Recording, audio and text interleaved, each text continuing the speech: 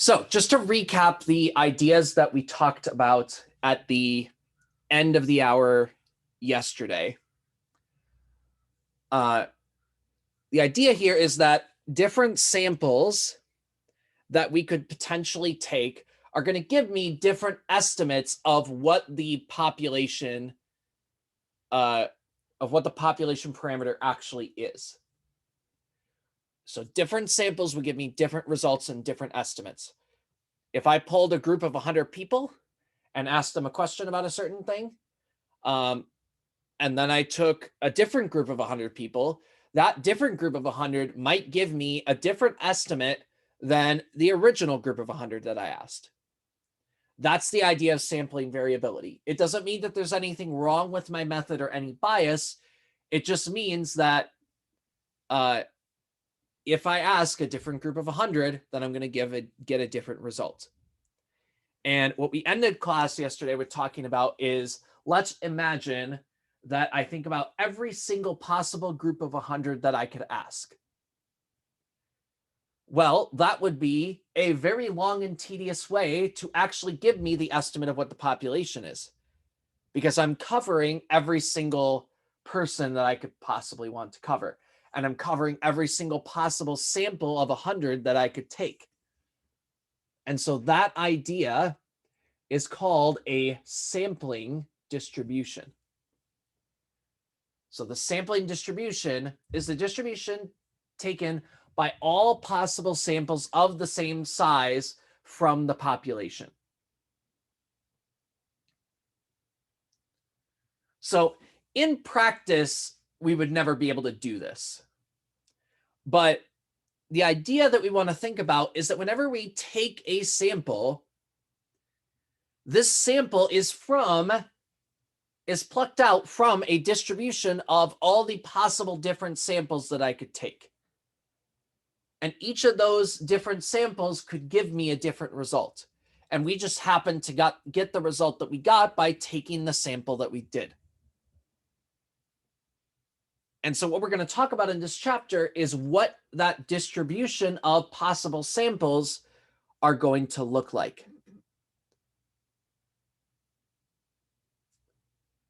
And so how good an estimate of the parameter is it? Well, it depends on two different factors. One is the variability that I talked about earlier, and the other is bias. And so I want to make sure we know the difference between those two. It is going to look, this is going to look very similar for those of you in chem. This is going to look very similar to the difference between precision and accuracy. It's the same idea. So unbiased means that our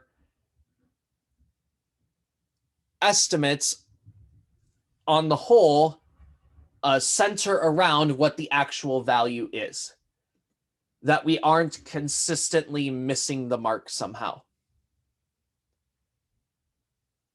So an estimate that is biased means that our sample is using a method that is consistently giving a higher value than we want, or is consistently giving a lower value that we want. So it is missing the mark in a specific direction. And in chapter 4, we talked about what things might be causing something to be biased. Maybe it's the wording of the question. Maybe it's the way we're representing our sample. Those are methods in how we're conducting the sample. Now that's different from variability and spread, because variability is talking about how different samples are going to get different results. Now, let's say that we're talking about, the example I used yesterday is the percentage of students at the school that play a sport. Let's say that we took a sample of 1. Well, if I had just asked one person, do you play sport or not, I'm either going to get one of two different results.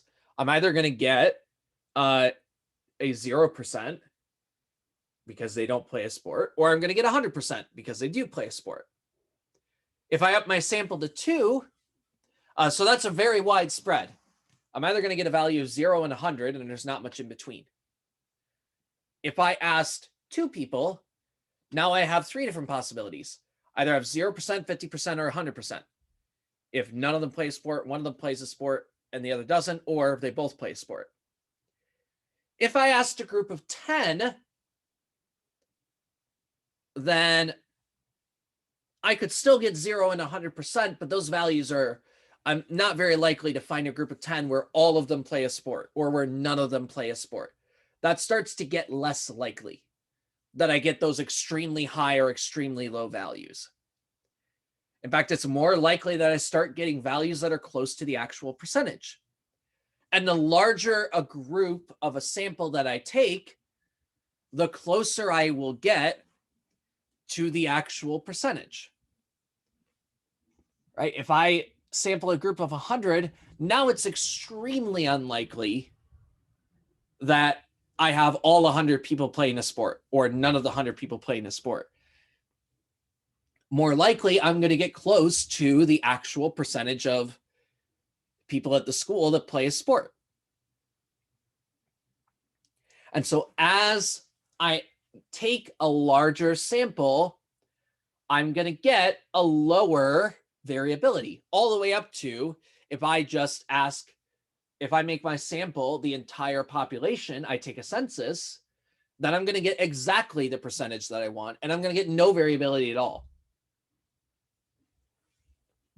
And so one of the key ideas here of this chapter is going to be that the larger your sample size, the smaller the spread is going to be, the smaller the variability. And we're going to, in chapter 8, we're going to start hammering down some formulas that you're going to need. And those formulas are going to tell the same story. When I make my sample larger, I'm going to get a smaller spread. So that is the idea of variability. Variability is how much do different samples yield different results? How different are the results of the different hypothetical samples that I could take?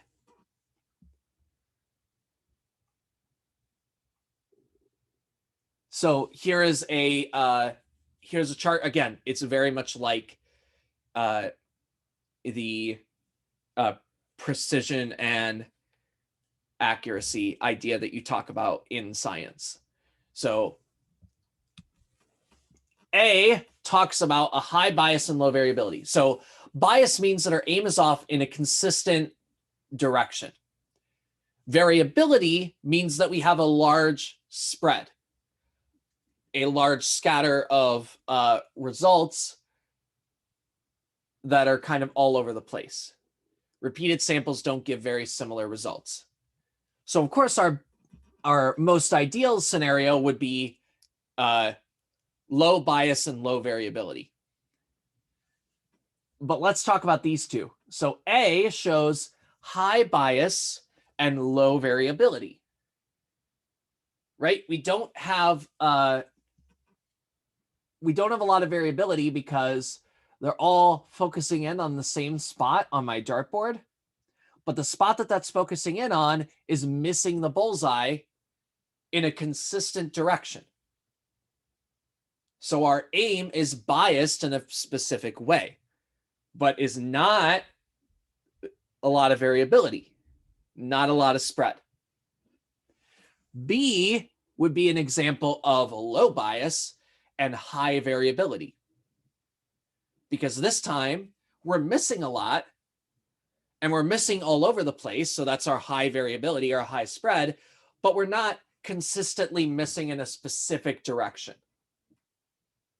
We're kind of missing all over the place. So we don't have a lot of bias present, even though we're missing the mark a lot.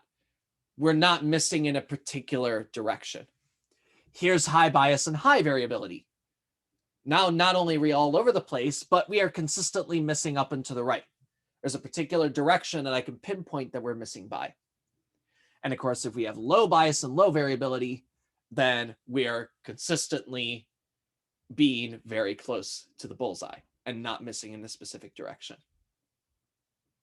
So that's the difference between bias and variability.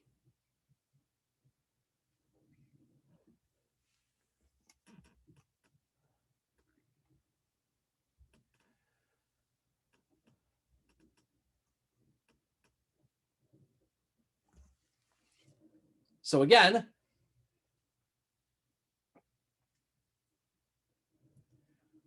we're going to look at, we use Fathom to simulate choosing 500 simple random samples of size 5 from the deck of cards with only 2 through 10 in the deck. So we draw out 500 samples. And what we're going to ask here, first of all, is this a sampling distribution? And the answer here actually is no, it is not. And the reason it's not is because this is not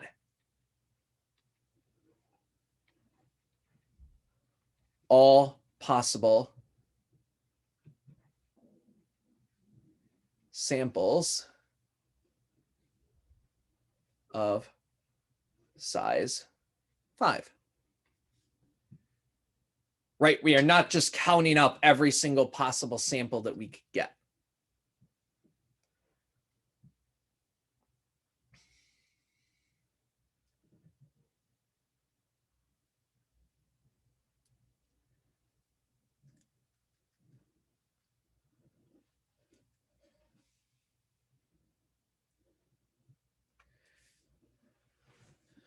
But this gives a, this is close to the idea.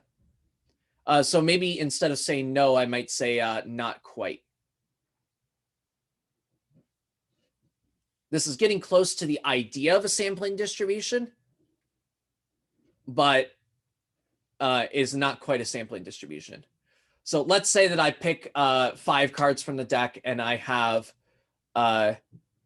3, 4, 4, 7, 8, for example. And so the median of this distribution is 4.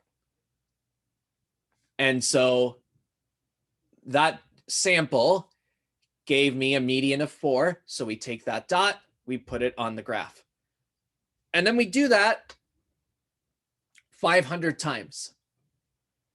We get a sample of 5 and the median ends up being 4. So an example of a median of 10 would have to look like something like 8, 8, 10, 10, 10. There's a sample of size 5, median is 10. So that should be a pretty unlikely outcome. And it looks like it is. Only a very small handful of my samples came from this idea. It gave me that median being really high or really low. So those extreme values should be pretty rare. So that, but it is possible, hence why there are dots there. But it's just very unlikely. Now, let's describe this distribution. Shape, outlier, center, spread. And the one I want to focus on here, because we're running out of time, but you would want to talk about shape, outlier, center, spread. I want to talk about shape. Because if I trace out my shape here,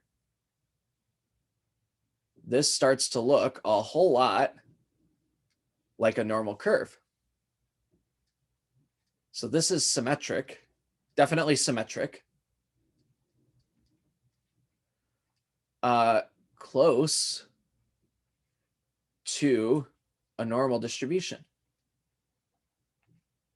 In fact, we'll have some specifics in the next section over the next week or two that when this will start to look like a normal distribution and when we can use calculations for a normal distribution. I would not say that there are any obvious outliers. There are extreme values that are rare, but I wouldn't say any outliers. The mean, since we have symmetric, we're going to use the mean. The center seems to be at around 6. Right? That's where most of the values are, and it's where our distribution is centered at. Like our curve seems to be centered around 6, maybe somewhere between 6 and 7 if I were to actually calculate the mean.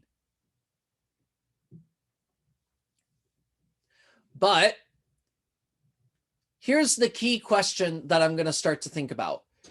Because remember that the idea that I want to keep in my head is that when I take a sample, whenever I take a sample of 5, I am plucking that sample out of this group of every single possible sample that I could take. And so when I pluck a sample out and I get a result, that can tell me what I'm trying to do is I'm trying to make a guess about what the actual mean is, what the actual sampling distribution looks like. So I pluck out a sample. This is what part C is asking. I pluck out a sample and I get one of these samples that has a median of 4.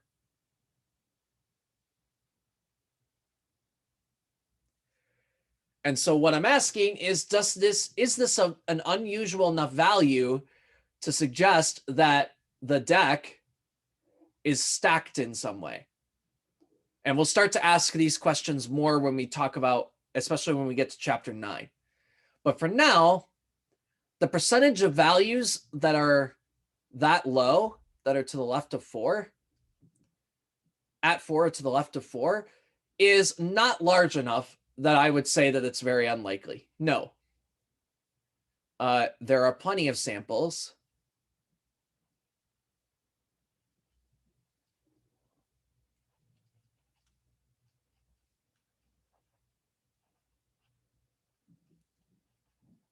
That could give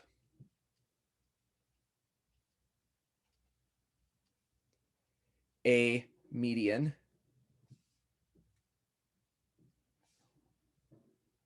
that low.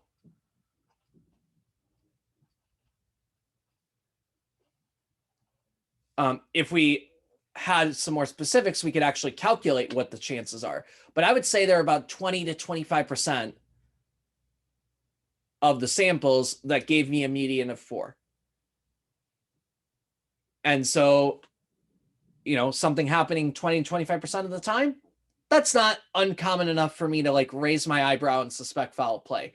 Now, if I took out a sample and the median ended up being 2, now I might start to suspect something is going on.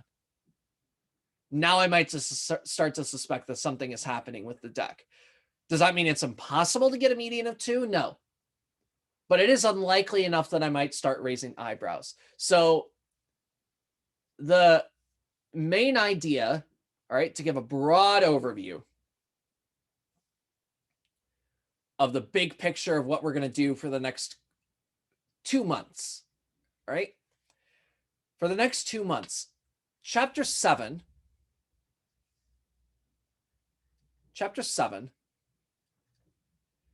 is going to be knowing things about the population, which means I know the sampling distribution that we just talked about, and using it to answer questions about samples. So questions like the ones that I just asked, like how likely is it to get this type of a sample? Or how unusual is this sample that I just took? What's the probability that I take a sample of 100 and get this value? Those kind of questions. Then when we move forward to chapters 8, 9, and 10, we're going to go the other direction. So we're going to have a sample that we take and no information about, and we're going to use it to answer questions about the population.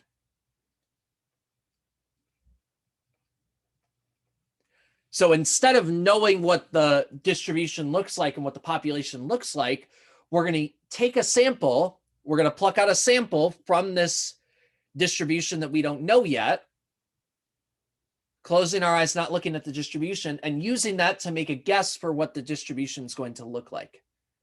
So we'll answer questions like, I plucked out this sample and found that 40% of the people in the sample played a sport.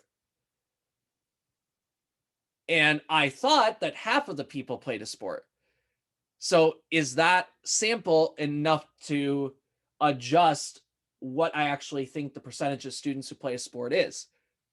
Or did I just happen to get an unusually low sample? Or I might answer a question like, okay, I got that 40%. So what range of values would be reasonable for my estimate? So in other words, we are going to use a sample that we take and make calculations about to get an estimate of what the population looks like that we don't know. That's what we're headed towards. That's going to be the core of second semester. But before we do that, let's use some populations that we actually know and then talk about what samples we could potentially get. So that's what we're going to do in this chapter. We got populations and sampling distributions that we can see and that we know, and we're going to use it to answer questions about the type of samples that could be taken. So that when we move forward and we take a sample, we can use it to make estimates and make conjectures about what the population is going to look like. So that's very broad picture what we're going to be talking about going forward.